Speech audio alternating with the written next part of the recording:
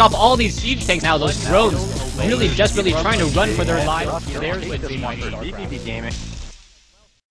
Was really strong in defending Ruff's very early Hellion push with getting that bunker down. So we'll see if SeoHyeon's aggressive style works against Pokebuni, or if Pokebuni is just going to simply push it off to the side and say, I know how to handle this.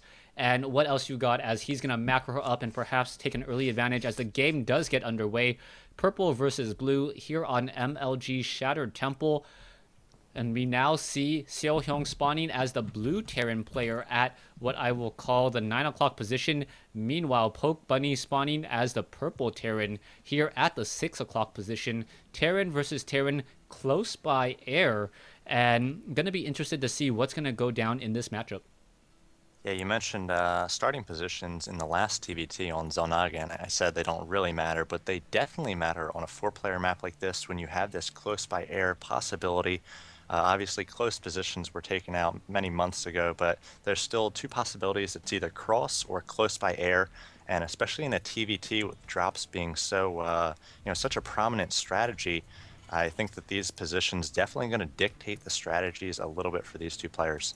Yeah, we'll see what's happening so far. It looks like Pokebuni actually has a little bit of a lead in terms of the SCV race, but so far pretty much mirror builds coming in from these players. And we'll see what's going to come of this. Perhaps we'll see fast expansions, or perhaps going into an early gas. So once again, SeoHyeon going into early gas. Meanwhile, I believe Pokebuni will be just doing that tried and true 12 racks build. And we'll see whether or not Pokebuni goes for a 13 gas. I'll really be interested to see how the players defend against drops, whether they maybe use a static defense turret or 2, or whether they have that patrolling Viking in certain spots. I think Terran players have become much more polished in how they defend against drops, and where they put Vikings on patrol, and just sort of predicting where their opponent is going to be attacking from, and really shutting it down with a well-placed turret or a well-placed Viking on patrol. Yeah, we'll see what's happening here. Barracks will be done for Pokebuni a little bit sooner than for SeoHyeon, just because there was a delay. But SeoHyeon will be able to get up his factory, as he has about a 40 to 50 gas advantage. But we do know that Pokebuni will have a mineral advantage, since he will be upgrading that orbital command much sooner.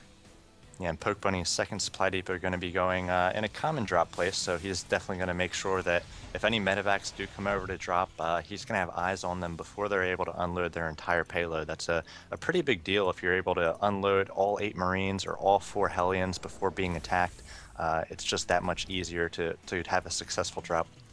Yeah, right now we also have Pokebuni setting up his factory. It is slightly behind the orbital command now for SeoHyeon, about to finish.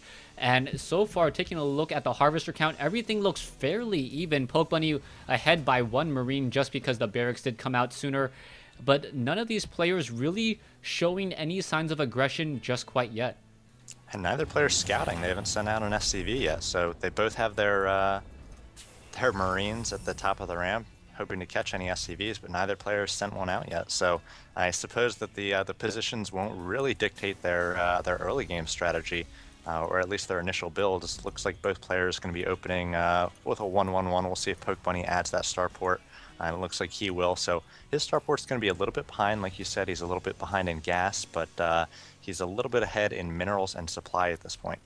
And I'm interested as to what exactly SeoHyeon's trying to do. He doesn't have his second gas yet, but he added on a tech lab onto his starport. So I would have thought that maybe uncloaked Banshees, perhaps. And if it is uncloaked Banshees, how much mileage does he really plan on getting out of this? As we do see Marines and Hellions now making their way. We do see a Hellion also doing a bit of scouting as well. And Pokebuni just building his starport a little bit further away from the rest of his building so it won't get detected. And Pokebuni perhaps looking to do some sort of elevator drop. So it will be elevator drop versus uncloaked Banshee, as still none of these players running on 2 gas as of yet. Yeah, it'll also be interesting as we have a bit of a scuffle mid here, as Pokebuni has the advantage army-wise, and it looks like he's able to get some nice shots on these Marines and Hellions, and now SeoHyeon going to use the high ground to defend, so Pokebuni going to have to turn tail and go home. until this medevac comes out, like you mentioned. But SeoHyeon, yeah, I thought he was only going to make one Banshee there, and that's what he did. He didn't invest in Cloak. He just wants to get a little bit of harassment going and keep Pokebunny sort of on the back foot. All right, we'll see what SeoHyeon's going to do. He does have one Banshee here. Going to get some early damage onto the mineral lines already. Getting off one kill. Going after the Marine. Going to get 2 kills. Meanwhile, Marines are in position. There is a cover fire drop now coming in. Marines getting destroyed. SCVs are repairing. And who's going to come out ahead? SeoHyeon looks like he's in great position to finish this off as the Banshee now getting plenty of kills.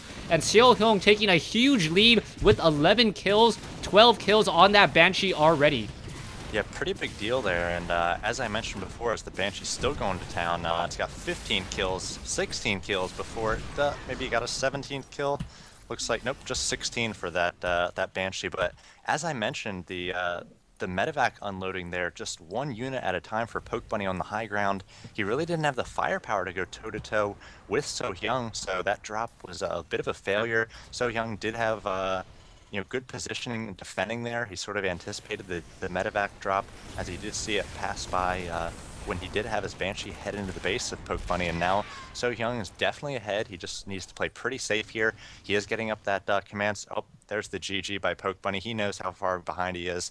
20 food at this point, and 18 SCVs. It's just too much of a hill to climb. Yeah, very interesting. One gas rushed the Banshee with Marines and Hellions to protect that drop. I thought he did really well. I think that Banshee did actually get 17 kills because there was that extra Marine he had. So there were 16 worker kills plus 1 Marine kill.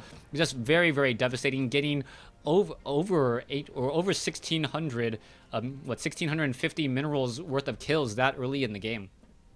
Well, I think